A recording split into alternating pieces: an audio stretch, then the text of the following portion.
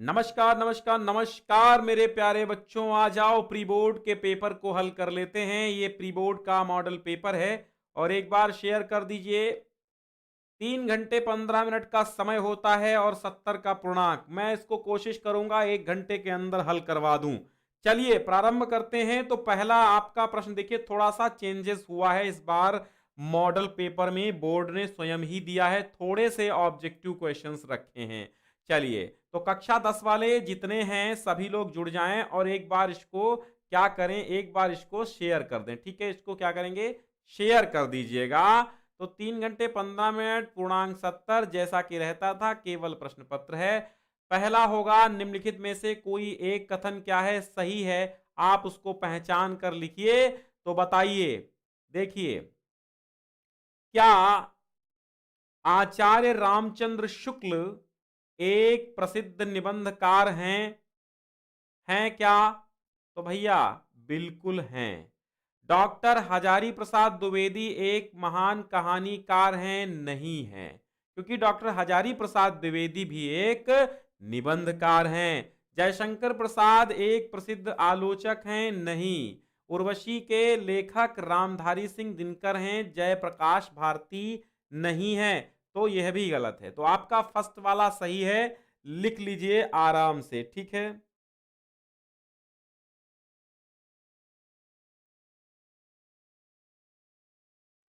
चलिए। हाँ तो बेटा जी एक बार शेयर कर दो भाई सभी लोग। मणि गुप्ता, अभी अवस्थी, शेखर जी और करिश्मा बिन, राहुल सिंह। ठीक है, चलिए। Saumya Srivastava, good evening to all of you. अच्छे हैं आप, कैसे हैं? ठाकुर के Chauhan ji, good evening to all of you. बस शेयर कर दीजिए भाई, हम स्टार्ट करते हैं। मुझे मुझे बस पेपर करवाना है आपको किसी प्रकार। आपको 95% से ज्यादा करवा देना है स्कोर आपका।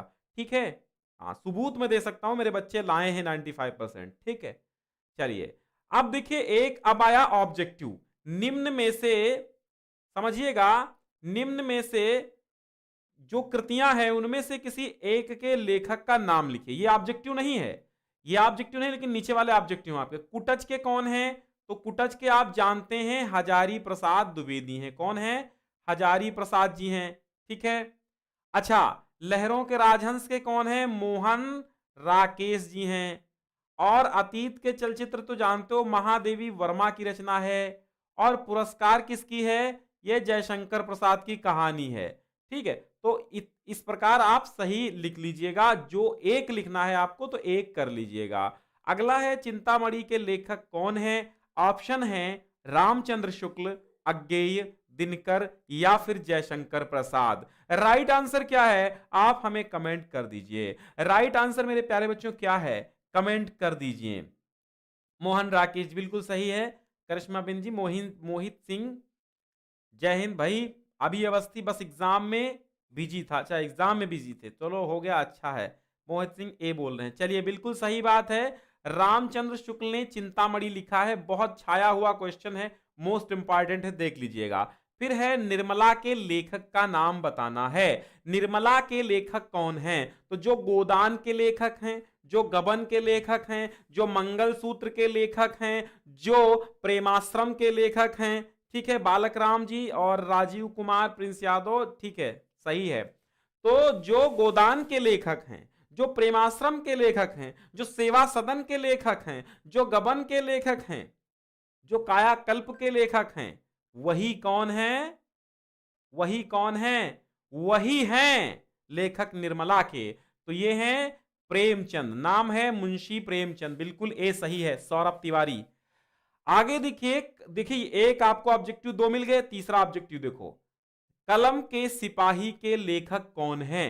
कलम के सिपाही के लेखक, कलम का सिपाही अमृत राय, जयशंकर प्रसाद, प्रेमचंद या फिर रामधारी सिंह दिनकर। आपको 3 से 4 देखने को मिलेंगे ऑब्जेक्टिव, तो आप तैयारी कर लीजिए भैया जी ऑब्जेक्टिव की। ठीक है ना? तो कलम का सिपाही के लेखक कौन है? अमृत राय हैं। अच्छा, कलम की सिपाही पूछे क्या है, तो भैया ये जीवनी है। और पूछे किसकी है, तो मुंशी प्रेमचंद जी की है। लेखक उनके पुत्र अमृत राय हैं। ओके, अमृत राय धनपत राय के पुत्र हैं, और धनपत राय कौन? प्रेमचंद। रीतिकाल की दो प्रमुख प्रवृत्तियों का उल्लेख कीजिए। रीतिकाल की दो प्रमुख प्रवृत्ति, देखिए प्रवृत्तियां जितनी भी होती हैं, मेन प्रवृत्तियों से 2 अंक के आपके प्रश्न बनते हैं। विशेषताएं प्रवृत्तियां, देखिए 4 अंक आपके मिल गए। 4 अंक हमेशा आपको प्राप्त करना है। तो मेरी एक प्लेलिस्ट बनी हुई है जिसका नाम है विभिन्न कालों की प्रवृत्तियां, विभिन्न कालों की विशेषताएं। ठीक है, तो वो प्लेलिस्ट आपको मिल जाएगी, उसमें सभी कालों की प्रवृत्तियां, सभी कालों की विशेषताएं हैं। आप वहां से देखिए और 4 अंक ग्रहण कीजिए। अच्छा, अब रीतिकाल की 2 विशेषताएं बताना है। श्रृंगार रस की प्रधानता, ठीक है, श्रृंगार रस की प्रधानता, ठीक है, श्रृंगार, और नायिका चित्रण, नायिकाओं का चित्रण, ठीक है, नायिका भेद, नायिका भेद भी लिख सकते हैं। श्रृंगार रस की प्रधानता और आश्रयदाताओं की प्रशंसा, यह भी एक प्रवृत्ति है, रीतिकाल की भी है, वीरगाथा काल की भी है। क्योंकि आप समझिए, क्योंकि जो राजा जयसिंह थे, वो राजा जयसिंह थे, उनके यहां बिहारी लाल जी थे, और महाकवि भूषण भी पृथ्वीराज चौहान के यहां थे। तो आश्रयदाता की प्रशंसा ये भी लिख सकते हैं आप। तो हो गया। अब देखिए, छायावाद की 2 प्रवृत्तियां कह रहा है। छायावाद की 2 प्रवृत्तियां, प्रवृत्तियों का मतलब है 2 विशेषताएं। छायावाद की 2 विशेषताएं लिखिए। तो छायावाद की 2 विशेषताएं बताइए। नंबर 1, सौंदर्य एवं प्रेम, बहुत अच्छी, सौंदर्य एवं प्रेम सबसे मोस्ट इंपॉर्टेंट, ठीक है, सौंदर्य एवं प्रेम। और दूसरा क्या है, रहस्यवाद, ठीक है, रहस्यवाद या रहस्यवादी भावना।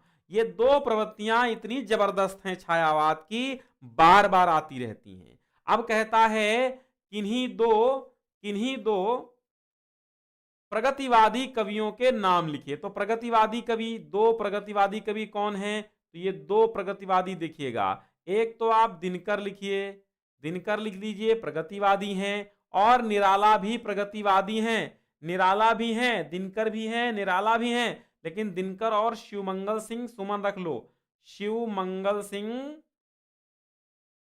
सुमन, ठीक है, हाँ, शिवमंगल सिंह सुमन।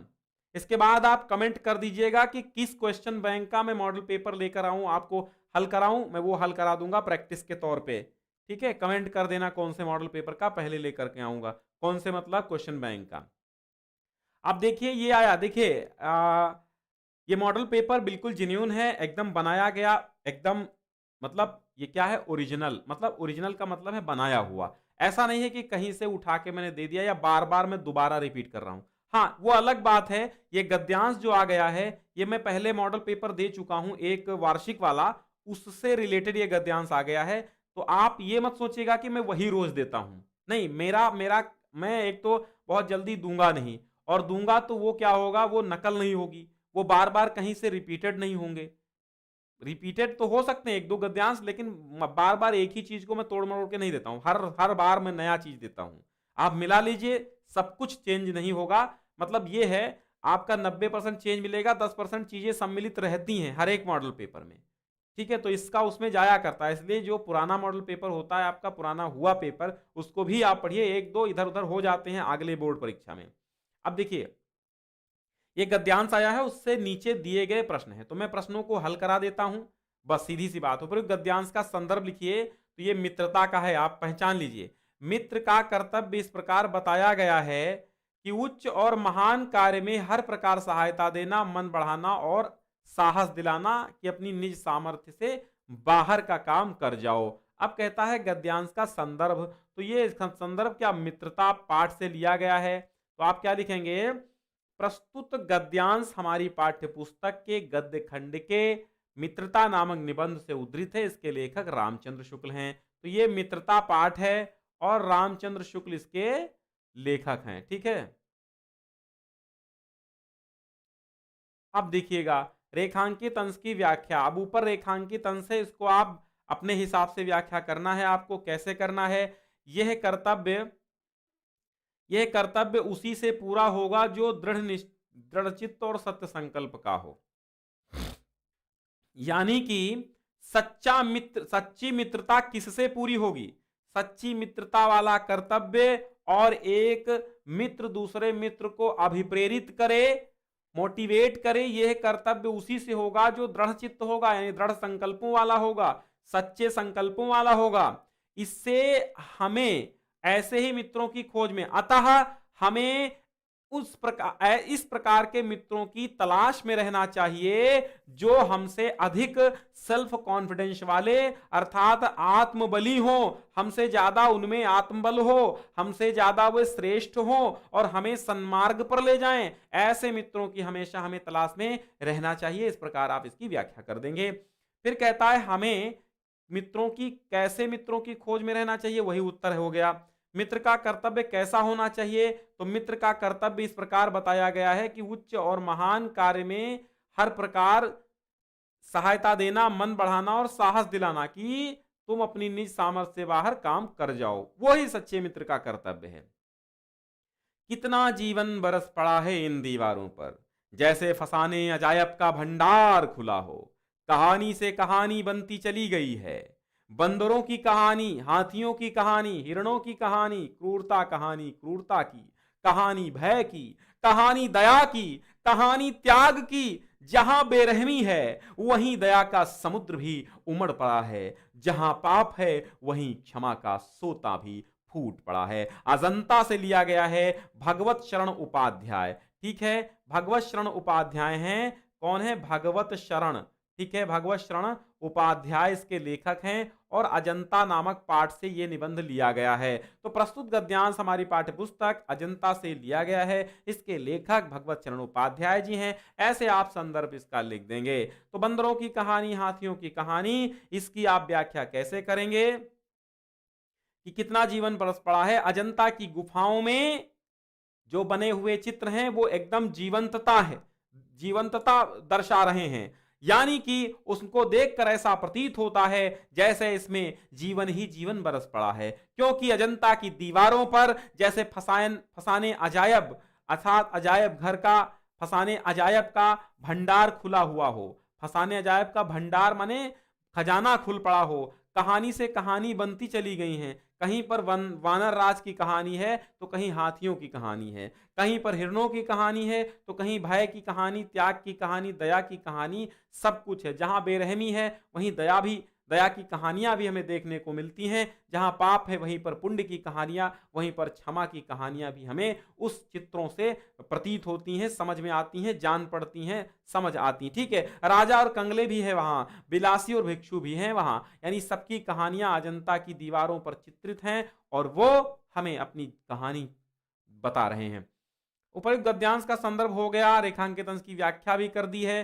दीवारों पर बने चित्र किन किन से संबंधित हैं, राजा, कंगले, बिलासी, भिक्षु, नर, नारी, मनुष्य, पशु, सभी से संबंधित हैं, हैवानों से, इंसानों से, सभी से संबंधित हैं।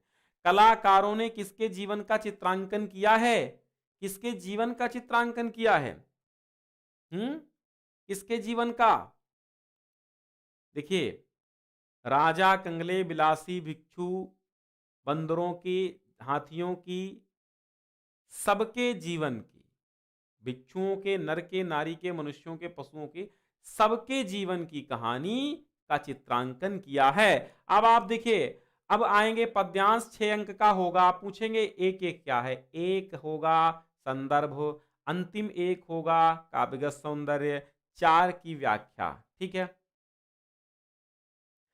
देखिए यहां पे डॉट डॉट कर दिया गया है, क्यों, क्योंकि ये बार बार मैं पढ़ा चुका हूं और बार बार ये आता रहता, मोस्ट इंपॉर्टेंट है। आप जो है इसको, पहले ही पाठ का है ये, सूरदास का है, तो इसको ध्यान दीजिएगा। निर्गुण कौन देश को वासी, मधुकर कही समुझाई सौहदय, बूझत सांच नहासी, बूझत सांस नहासी, निर्गुण कौन देश को वासी। सूरदास का है, इसको कर लेना आप लोग, दूसरा हम करवा रहे हैं क्योंकि बीच से आ गया है। विषुवत रेखा का वासी जो, जीता है नित हाँफ हाँफ कर, रखता है अनुराग अलौकिक यह भी अपनी मातृभूमि पर। ध्रुववासी जो हिम में तम में जी लेता है कांप कांप कर, वह भी अपनी मातृभूमि पर कर देता है प्राण निछावर, कर देता है प्राण निछावर। देश प्रेम वह पुण्य क्षेत्र है, अमल असीम त्याग से विलसित। तो ये आपका देश प्रेम यानी कि स्वदेश प्रेम से लिया गया है। और स्वदेश प्रेम आप जानते हैं, स्वदेश प्रेम किसने लिखा है? तो राम नरेश त्रिपाठी जी का है। किसका है? राम नरेश त्रिपाठी जी का। स्वदेश प्रेम राम नरेश त्रिपाठी जी का है। समझ में आया? राम नरेश त्रिपाठी, स्वदेश प्रेम राम नरेश त्रिपाठी। ठीक है, तो आप इसको समझिए। प्रस्तुत पद्यावतरण में या प्रस्तुत पद्यांश हमारी पाठ्य पुस्तक के काव्य खंड के स्वदेश प्रेम नामक शीर्षक से उद्धृत है। इसके लेखक राम नरेश त्रिपाठी जी हैं। ठीक है, तो प्रस्तुत पद्यांश में प्रसंग लिख दीजिए। प्रस्तुत पद्यांश में राष्ट्र भक्ति को दर्शाया गया है। तो अब लिखिएगा कि राम नरेश त्रिपाठी जी कहते हैं कि जो सच्चा देश प्रेमी है, एक व्यक्ति जो विषुवत रेखा पर, विषुवत रेखा अर्थात जहां पर जिसको हम भूमध्य रेखा कहते हैं, जो भूमध्य रेखा का निवासी है, एक व्यक्ति जो भूमध्य रेखा का निवासी होता है, जो जहां पर गर्मी ही गर्मी रहती है, एकदम काला पड़ जाता है आदमी, सूर्य की किरणें सीधी पड़ती हैं, वो जीता है नित हाफ हाफ कर, नित्य प्रति हाफ हाफ करके जीवन व्यतीत करता है, परंतु रखता है अनुराग। अनुराग माने प्रेम, अलौकिक माने दिव्य, लेकिन दिव्य प्रेम रखता है, यह भी अपनी मातृभूमि से। यानी वो मातृभूमि जो उसको जला रही है, तपा रही है। तो मां अगर खराब हो तो क्या मां को हम छोड़ देंगे? नहीं। तो वही यहां पर कवि राम नरेश त्रिपाठी जी कहते हैं कि जो विषुवत रेखा के एक निवासी, जो सुबह से शाम तक 24 घंटे में 12 घंटे की धूप सहता है, रात में गर्मी सहता है, नित्य प्रति हाँफ हाँफ कर जीवन जीता है, लेकिन वह भी अपनी मातृभूमि पर अलौकिक अनुराग, अलौकिक प्रेम रखता है। ध्रुववासी और जो ध्रुवों पर रहने वाले जो लोग हैं, जहां 24 घंटे सर्दी पड़ती रहती है, हिम में तम में, और जहां पर बर्फ ही बर्फ है, अंधकार ही अंधकार है, जो 24 घंटे बर्फ में और अंधकार में जीते हैं, कांप कांप कर जीते हैं, वह भी अपनी मातृभूमि पर अपने प्राणों को न्यौछावर कर देते हैं। ऐसा हमारा होता है राष्ट्र प्रेम। राष्ट्र प्रेम इसके भाव साम्य में लिखिएगा कि किसी ने बैठे हुए पेड़ पर एक पक्षी को देखा, उस पेड़ में आग लगी थी, तो उसने क्या कहा? उसने कहा कि आग लगी इस वृक्ष में, जलते इसके पात, और तुम क्यों पंछी ना उड़े जब पंख तुम्हारे पास। यानी उसने कहा कि हे पक्षी, स्वदेश प्रेम अगर निबंध आ जाए तो ये पंक्तियां याद कर लेना और लिख देना, मैंने इंपॉर्टेंट में दिया है स्वदेश प्रेम। ठीक है, बिल्कुल। दीपक गुप्ता बिग फैन, बिल्कुल, धन्यवाद। सोमेश बघेल जी, दीपक गुप्ता जी, बिल्कुल आप बिग फैन हैं, मैं भी आप सभी का बिग फैन हूं, ऐसा कोई नहीं दिक्कत है। हाँ, मणि गुप्ता जी, क्लास 11 का वीडियो भी आएगा भाई, परेशान को इसके बाद आएगा। हाँ तो अगर आपको स्वदेश प्रेम या राष्ट्र प्रेम पर निबंध लिखने को आ गया तो भाई ये पंक्तियां आप याद कर लीजिए। विश्वत रेखा का, तो निबंध में अगर डाल देंगे तो 4 चांद लग जाएंगे। विश्वत रेखा का वासी जो जीता है नित हाफ हाफ कर, रखता है अनुराग अलौकिक वह भी अपनी मातृभूमि पर। ध्रुववासी जो हिम में तम में जी लेता है कांप कांप कर, वह भी अपनी मातृभूमि पर कर देता है प्राण निछावर। समझिए, मैं समझा रहा था कि उसने, एक व्यक्ति जा रहा था, पेड़ में आग लगी थी। राष्ट्र प्रेम की कहानी सुनिए मुझसे, देश प्रेम होता क्या है, वतन की मोहब्बत क्या होती है, आई मैं इस कहानी में आपको बताऊं। तो उस पेड़ में आग लगी थी, वो पेड़ जल रहा था, पेड़ में आग लगी थी, पेड़ जल रहा था, तो उस पर पक्षी बैठे थे, भाग नहीं रहे थे। तो जो जाने वाला एक बटोही था, राहगीर था, उसने कहा, क्या कहा कि आग लगी उस वृक्ष में, जलते उसके पात, तुम क्यों पंछी ना उड़े जब पंख तुम्हारे पास।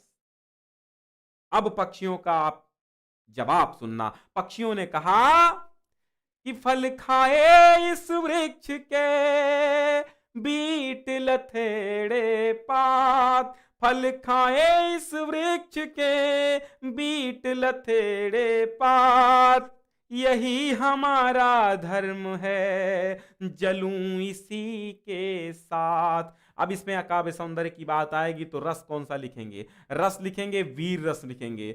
छंद कौन सा लिखेंगे? छंद लिखेंगे, छंद मुक्तक लिख देंगे, ठीक है, छंद मुक्तक लिख देंगे। अलंकार कौन सा लिखेंगे? अलंकार कौन सा लिखेंगे? अनुप्रास लिख देंगे। क्यों क्यों लिखेंगे? क्यों लिखेंगे? अनुराग और अलौकिक में आ की आवृत्ति है, ठीक है, तो बिल्कुल आप लिखेंगे। और पुनरुक्ति प्रकाश है, हाँ पुनरुक्ति प्रकाश है, हाँ फाप 2 बार आया है, कांप कांप 2 बार आया है, तो पुनरुक्ति प्रकाश है, ठीक है। तो 2 अलंकार है, अनुप्रास और पुनरुक्ति प्रकाश है। और शब्द शक्ति अभिधा है, बिल्कुल सीधी सीधी समझ में आ रही है, प्रसाद गुण है। ओके, आगे बढ़िए। हाँ, निम्नलिखित लेखकों में से किसी एक का जीवन परिचय बहुत कायदे से हम करवा चुके हैं आराम से। डॉक्टर राजेंद्र प्रसाद, जयशंकर प्रसाद, भगवत शर्मा, 3 ही याद कर लो, आ जाएंगे, कोई दिक्कत नहीं। फिर एक कवि का जीवन परिचय देखिएगा, 3 अंक का होगा। एक एक क्या है? एक रचना आएगी। अब देखिएगा, ये लीजिए अनुवाद संस्कृत का, समझिएगा आप लोग, समझिएगा। क्या समझिएगा? एषा कर्म वीराणाम, एषा कर्म वीराणाम संस्कृति। एषा माने यह, पहले तो संदर्भ लिखिएगा कहां से लिया गया है, भारतीय संस्कृति से। तो एषा माने यह कर्म वीराणाम संस्कृति, ये कर्म वीरों की संस्कृति है। कुर्वन्नेवेहि कर्माणि जिजीविषेक्षतम समाह। कुर्वन माने करते हुए, एव माने ही, इह माने यहां, करते हुए ही यहां पर, कर्माणि माने कर्मों को, तो कुर्वन एव इह, कुर्वन एव इह, कुर्वन माने करते हुए, एव माने ही, इह माने यहां, यानी इस लोक में, इस लोक में कर्म, कर्मों को करते हुए ही जिजीविषु, जीने की इच्छा, ऐच्छतम जीने की इच्छा, समाह माने 100 वर्षों तक जीने की इच्छा करना चाहिए। इति अस्याह उद्घोषा, ऐसा इसका उद्घोष है।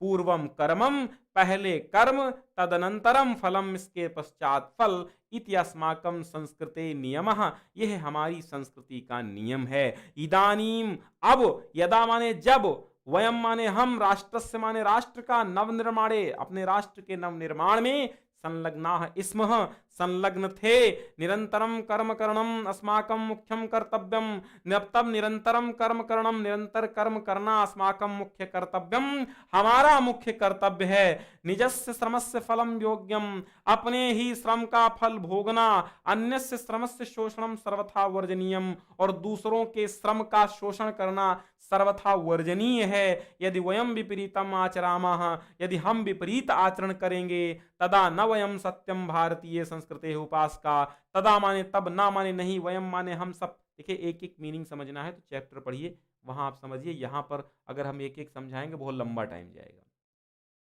तदा तब, न वयम, तदा माने तब, न वयम तब हम नहीं, हम सब, सत्यम माने सच्चे भारतीय संस्कृति के उपासक, तब हम सच्चे भारतीय संस्कृति के उपासक नहीं हैं। वयम तदैव यथार्थम भारतीयाः, हम सभी तभी यथार्थ भारतीय हैं, हम सब तभी यथार्थ यानी सच्चे भारतीय हैं। यदा अस्माकम आचार्य विचारे चा, जब हमारे आचार और विचार में, अस्माकम संस्कृति ही, हमारी संस्कृति, लक्षिता भवेद, दिखाई दे होनी चाहिए, जब दिखाई होनी, देख यानी लक्षित होनी चाहिए, ठीक है। हम तभी सच्चे रूप से सच्चे भारतीय हैं जब हमारी आचार और विचार में हमारी संस्कृति लक्षित होनी चाहिए।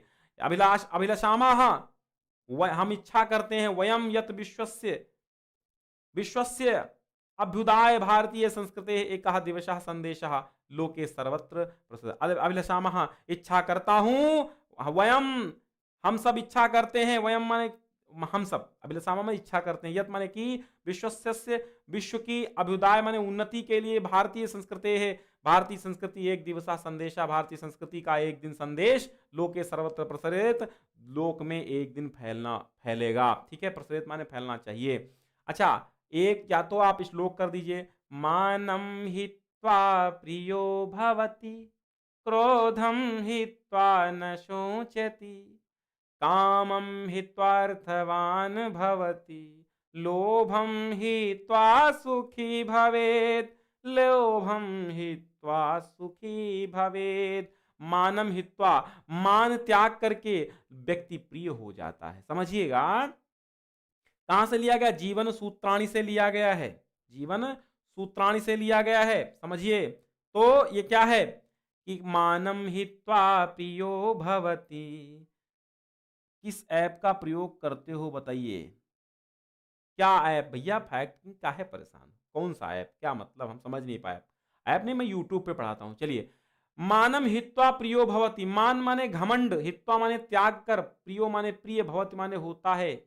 कौन? एक मनुष्य। एक मनुष्य क्रोधम हित्वा, हित्वा माने त्याग कर, एक मनुष्य क्रोध को त्याग कर न सोचती, शोक नहीं करता है, और कामम हित्वा अर्थवान भवति, कामना को त्याग कर, हित्वा माने त्याग कर, कामम माने कामना को, अर्थवान माने धनवान, भवति माने हो जाता है। लोभम हित्वा सुखी भवेत, और लोभ को त्याग कर मनुष्य सुखी हो जाता है।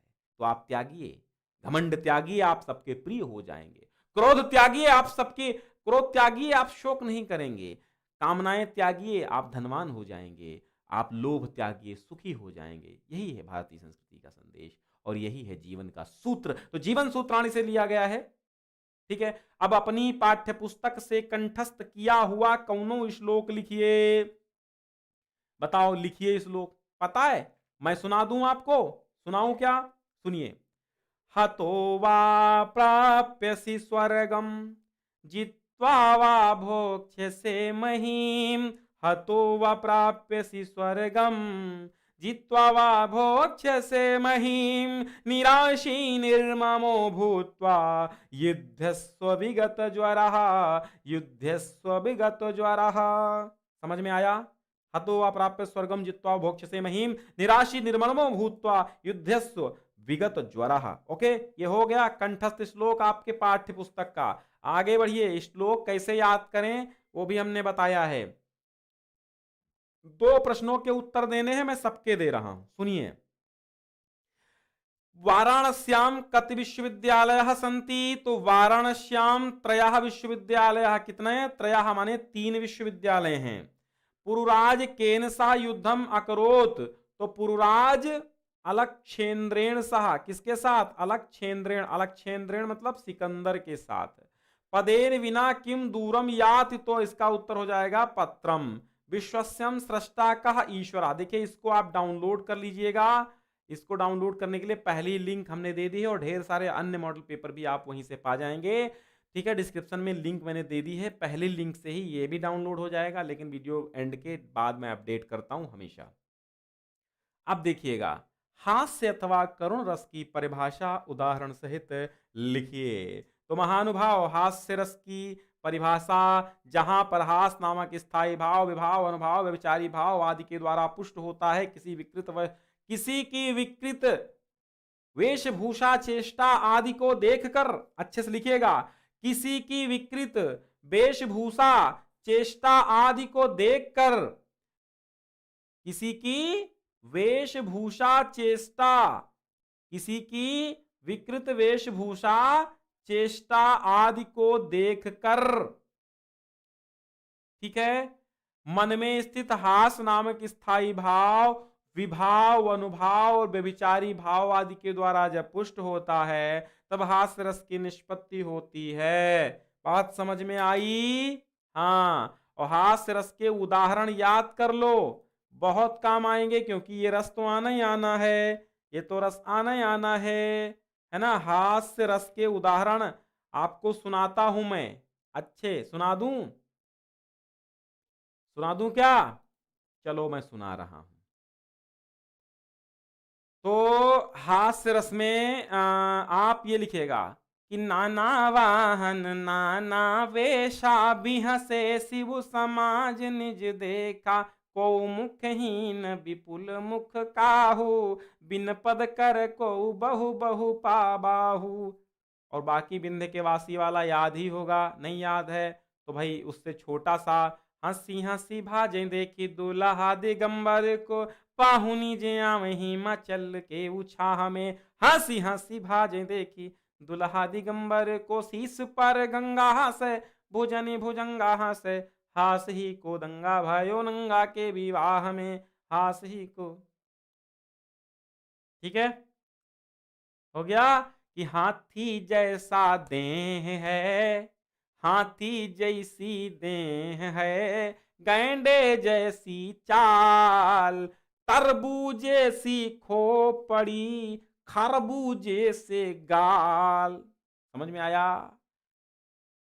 कि हाथी जैसी, याद कर लो भाई, ये लिख सकते हो, हाथी जैसी देह है, गैंडे जैसी चाल, और तरबूजे सी खोपड़ी, खरबूजे से गाल माल, भाई बढ़िया है, आहा गजब की बढ़िया है।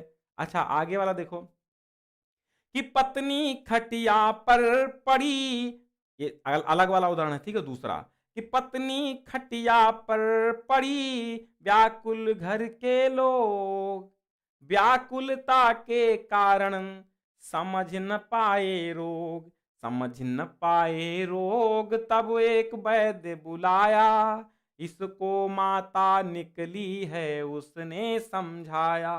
तो कहे काका कविराय सुने मेरे भाग्य विधाता, हमने समझी थी पत्नी ये निकली माता। बात से ही हास्य निकलता है। ठीक है, तो हो गया हास्य का। करुण रस का समझिएगा, करुण रस का जहां जब शोक नामक स्थायी भाव विभाव अनुभाव व्यभिचारी भाव आदि के द्वारा पुष्ट होता है, तब करुण रस की निष्पत्ति होती है। जैसे शोक बिकल रो वही सब रानी, शोक बिकल रो वही सब रानी, रूपशील गुण ज्ञान बखानी, करहि विलाप अनेक प्रकारा, गिरहि भूमि तल बारहि बारा, गिरहि भूमि तल बारहि बारा। ठीक है, अब उपमा अलंकार देखो। उपमा जहां जब उपमेय में उपमान का जब उपमेय में उपमान की तुलना की जाए, उपमेय से उपमान की तुलना की जाए, वहां पे उपमा अलंकार होता है। जैसे जैसे सीसर पीपर पात सरिस मंडोला। ठीक है, बाकी तमाम उदाहरण हैं, आप लिख सकते हैं। जैसे जैसे आप कमेंट करेंगे, अब आप कमेंट करेंगे, देखते हैं कौन अच्छी सी कमेंट करता है उपमा अलंकार के उदाहरण की। पीपर पात सरिस मंडोला, और बताओ। रानी जी धन्यवाद, नौशाद अंसारी, रोशनी विश्वकर्मा, टेक्नो रुहेला, बताओ भाई उपमा अलंकार के उदाहरण बताओ, उपमा अलंकार के फटाफट बताओ। हाँ, देखते हैं कौन सही बताएगा, उपमा अलंकार का उदाहरण बताओ। हमने बताया, हमने गुरुपद कोमल कमल से, यह भी हो जाएगा। हमने बताया चरण कमल में रूपक होता भैया, उपमा की मैंने पूछा है, सूर्यवंशम। ठीक है, हाँ उपमा की पूछा है, उपमा, उपमा वो भी अलंकार, उपमा खाने वाला नहीं, उपमा अलंकार है। ठीक है, तो जब मैंने बताया ना तुलना की जाती है उपमा में, सासी से आता है। ठीक, तो मैंने क्या बताया, मैंने क्या बताया, कर कमल सा कोमल है, पीपर पात सरिस मंडोला। ठीक, नील गगन सा शांत हृदय था रो रहा, हाय फूल सी कोमल बच्ची हुई राख की ढेरी। ठीक, तो इस प्रकार सासी से जहां पे लग जाए उपमा होता है। अब देखिए उत्प्रेक्षा मनुमानो जनुजानो जहां आदिवाचिक शब्द होते हैं और उपमेय में उपमान की संभावना होने पर उत्प्रेक्षा अलंकार होता है। जैसे मनोनीलमन शैल पर आतप प्रयोग प्रभात वाला मामला कर दीजिएगा। ठीक है, रोला छंद की परिभाषा बताओ। रोला ही दिया गया है ओनली। ठीक है, रोला छंद, हाँ रोला छंद ही, तो आप रोला का बताओ। तो रोला मात्रिक छंद है, ये क्या होता है? सममात्रिक छंद होता है। कुल मिला के 24 मात्राएं होती हैं, 4 चरण होते हैं, 11-13 पे यति होती है। ठीक। हाँ, तो समझ लीजिएगा रोला। रोला हमने बताया था कौन सा? रोला छंद के तमाम उदाहरण बताए हैं, जरा एक बार कमेंट कीजिए। हाँ, सौरभ तिवारी 24 मतलब 24 क्या रोला छंद के बताइए।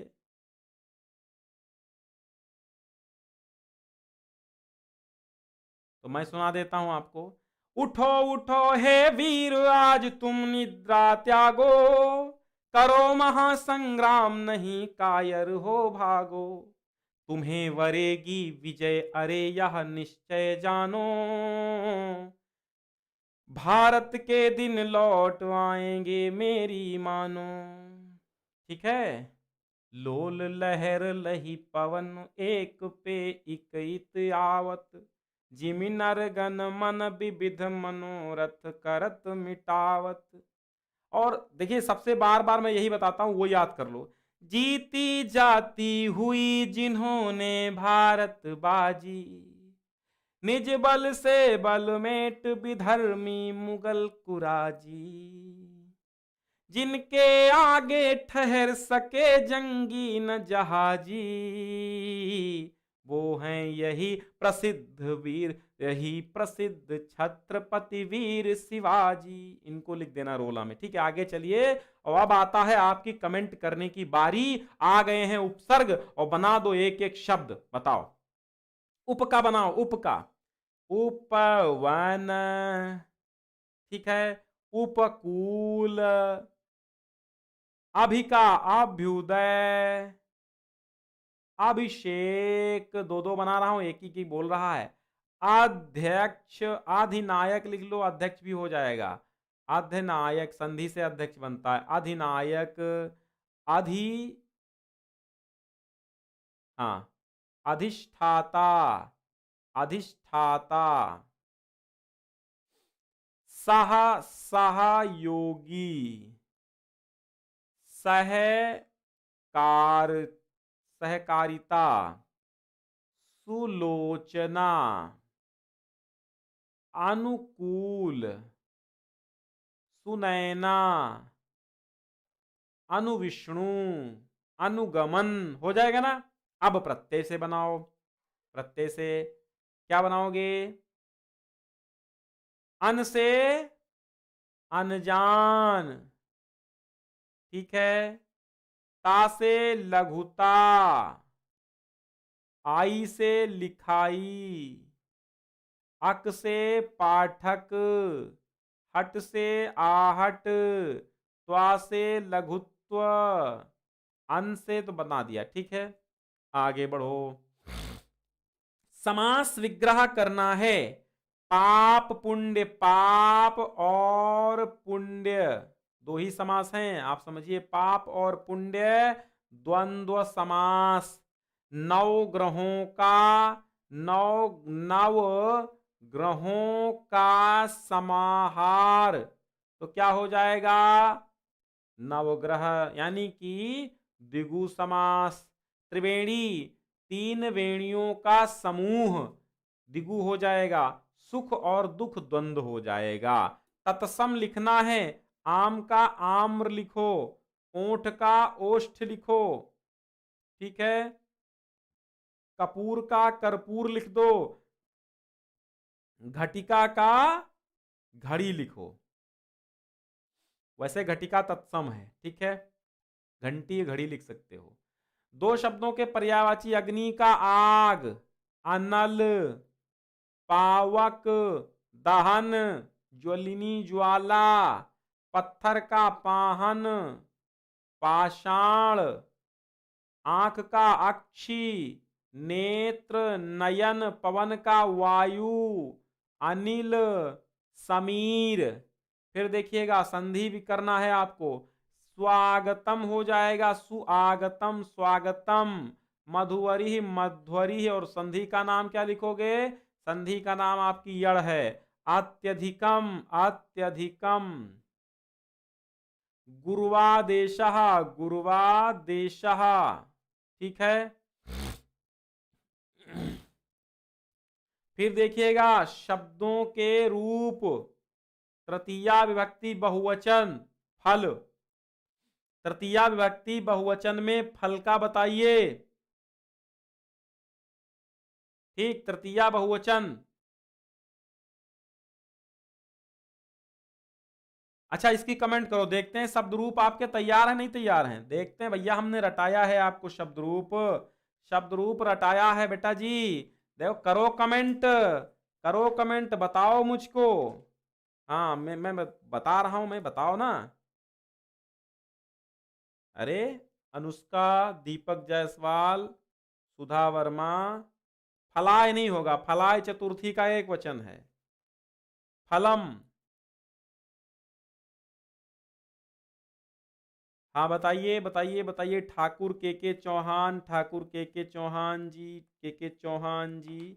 हाँ जी, के चौहान। क्या पूछा, क्या है हमने पूछा है? फल का तृतीया बहुवचन, फल का तृतीया बहुवचन हो जाएगा फलई ही।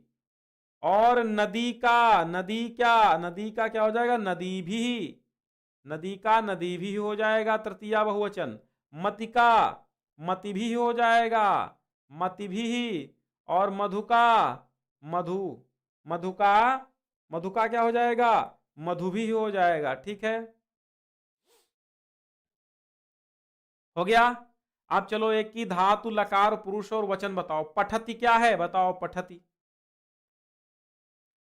फलम, फलम, फले, ऊपर से नीचे, फलम, फलम, फलेन, फलाय, फलात, फलस्य, फले, फल, फले, फले, फलाभ्याम क्यू, फलयो, फलयो, हे, फले, फलानी, फलानी, फलैहि, फलेभ्यः, फलेभ्यः, फलानाम, फलेषु, फल। ठीक है, ऐसे पढ़ाया था हमने आपको। पठति का बताइए। पठति, पठता, पठन्ति, पठसि, पठतः, पठथ, पठामि, पठावः, पठामः। बताया था ना, तो बताओ पठति क्या है? पठ धातु है, लट लकार है, प्रथम पुरुष है, एक वचन है। ठीक। आहसत क्या है? हस धातु है, लंग लकार है। ठीक। आहसत क्या है? हस धातु है, लंग लकार है। बोलो हाँ। है। आहसत क्या है? पठ धातु है, लंग लकार है, प्रथम पुरुष है, और है क्या? एक वचन है। पठेव क्या है? पठेव बताओ, अब पठेव का बताओ। पठेव, पठेव में फिर क्या है? पठ धातु है, पठ धातु है, और पठेव, पठेम, पठ धातु, विधिलिंग लकार है। कौन सा? विधिलिंग लकार। पठ धातु, विधिलिंग लकार। हो गया। पठ धातु, विधिलिंग लकार। और फिर बताओ, विधिलिंग लकार है, और वचन कितना? उत्तम पुरुष हो गया। उत्तम पुरुष द्विवचन का रूप है। ठीक है, द्विवचन का। आगे बढ़ें, चलो। दो शब्दों का संस्कृत में अनुवाद करना है। ये कह रहा है, क्या कह रहा है? क्या कह रहा है भाई? ये क्या कह रहा है? शिष्य ने गुरु से प्रश्न किया, शिष्य ने गुरु से प्रश्न किया। तो बताओ क्या हो जाएगा? शिष्य ने गुरु से प्रश्न किया। शिष्यम, शिष्य ने किया ना, हाँ, तो शिष्यम क्या होगा? यही तो है। मेरा नाम लीजिए, कौन है भाई? कौन है बताओ भाई, किसका नाम ले लें? हाँ, चलिए ठीक है, मैं नाम ले रहा हूं। अच्छा, किंग सेबन, शिवा गौड़। चलो भाई बताओ। 63 मार्क हैं अनुष्का। चलिए भाई, बहुत अच्छा, आपका 63 मार्क हैं। 63 मार्क हैं तो अच्छी बात है ना। चलिए, अच्छा, हाँ, और कौन है? अमन कुमार गौड़, दीपक भारती जी हैं। अमन कुमार गौड़ हैं, दीपक भारती हैं। चलिए,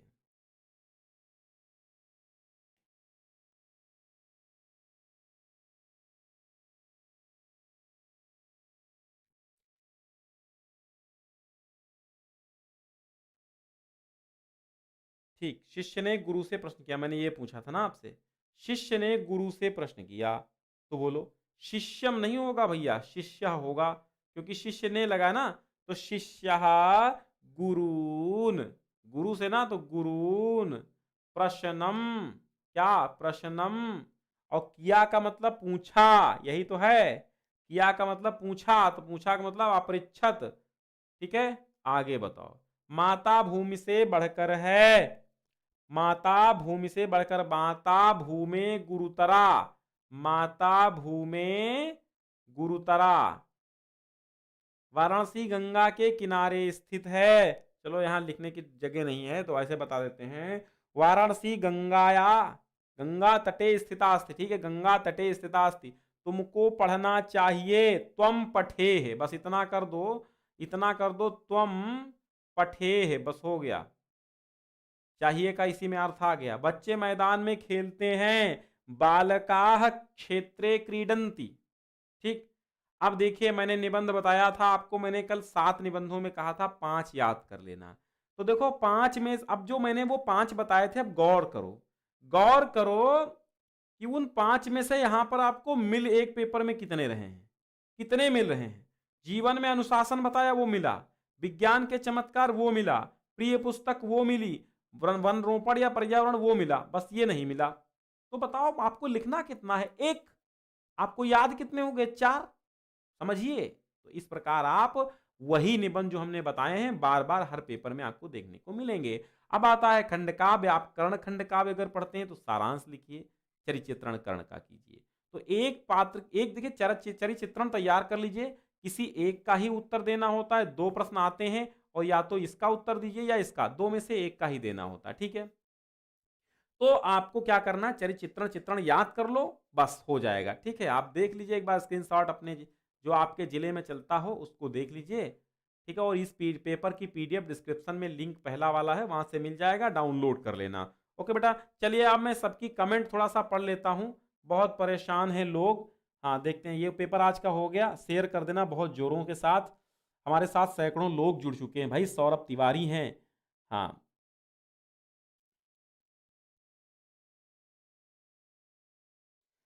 सिमरन पांडे, सौरभ सिंह, कन्हैया कुमार, हाँ बिल्कुल, निखिल राणा हैं, सचिन सिंह हैं, सौरभ तिवारी, राहुल सोनकर, सत्यम यादव, और रानी जी हैं, सुधा वर्मा हैं। हाँ बिल्कुल इजी पेपर आता है, कोई कठिन नहीं आएगा, ठीक है। कन्हैया लाल जी यूपी वाले हैं। सूरज सिंह, मैं आपका दोस्त बनूंगा, काहे नहीं बनूंगा भाई, हम तो आपको दोस्त हैं। हाँ रामायण जैसे पढ़ाते हैं, बिल्कुल भाई। सैनी प्रोमैक्स जी हैं, केशव हैं, अमन कुमार हैं, सूर्यवंशम, सुधा वर्मा, अनुष्का जी, सुरेश यादव, चलिए, और सुमित शुक्ला जी हैं, दीपक भारती, अभय राव, राम राम जी, कन्हैया कुमार, निखिल राणा, नसीम रजा, बॉलीवुड वाले भैया हैं, अनामिका यादव, बद्रीनाथ, कुसुमा देवी, पवन कुमार, चलिए भाई, अंशु चौहान जी, बिल्कुल 67-68 आएंगे, काहे नहीं, धन्यवाद, बहुत बहुत धन्यवाद। मिलते हैं कल एक नए पेपरवा के साथ, तब तक के लिए नमस्कार, प्रणाम।